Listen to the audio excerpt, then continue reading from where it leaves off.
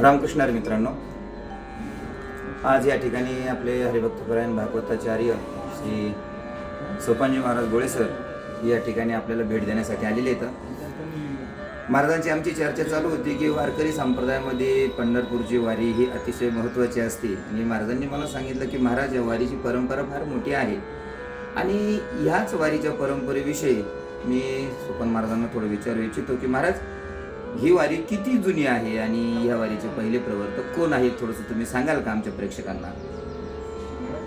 रामकृष्ण आषाढी वारी म्हटलं वारकरी संप्रदायाचा आणि वारकऱ्यांचा आत्मा, आणि वारी जवळ आली तर प्रत्येकाच्या मनामध्ये एकच विचार येतो, लागला टकळा पंढरीचा, संपदा सोहळा नावडे म्हणाल लागला टकळा पंढरीचा, असा आपल्या वारकरी संप्रदायाचा वारकरी पंथाचा आत्मा म्हणजे पंढरीची वारी, आणि ही करणं गरजेचीच आहे जवळपास ना।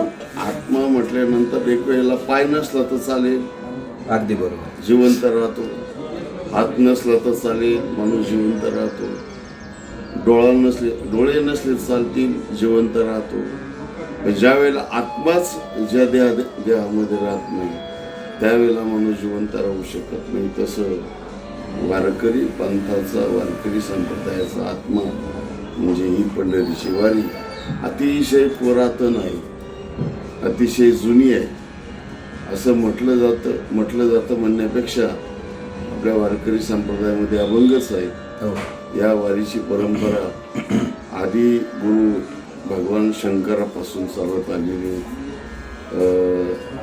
आदिनाथ गुरु सकळ सिद्धांचा मच्छिंद्राचा मुख्य शिष्य, हे गुरु शिष्य परंपरा आणि वारकरी परंपरा माऊलींपर्यंत तर आदिनाथापासून आलेलीच आहे।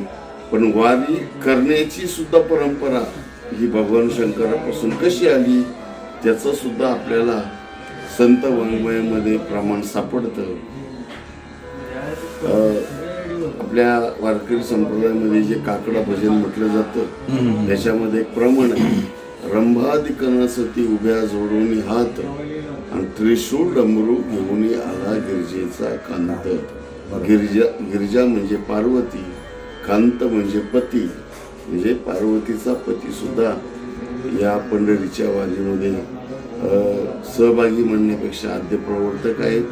आजही आपण पंढरपूरला गेल्यानंतर या भगवान शंकराचे प्रतीक आपल्याला त्या पंढरपुरामध्ये सापडतात। पद्मावतीचं मंदिर असेल, दक्षिणमुखी मारुती मंदिर असेल, त्यानंतर भगवान पांडुरंगाच्या डोक्यावर असलेली लिंग असेल, गणपती असेल, असे नानाविध प्रकारचे चिन्ह द्योतक आपल्याला श्रीक्षेत्र पंढरीमध्ये सापडतात।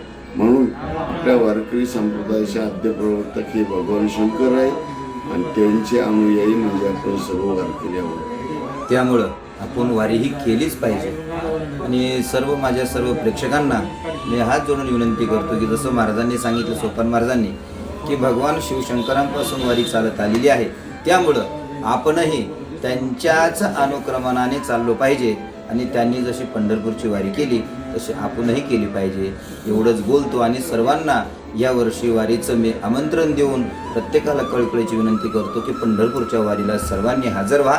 रामकृष्ण।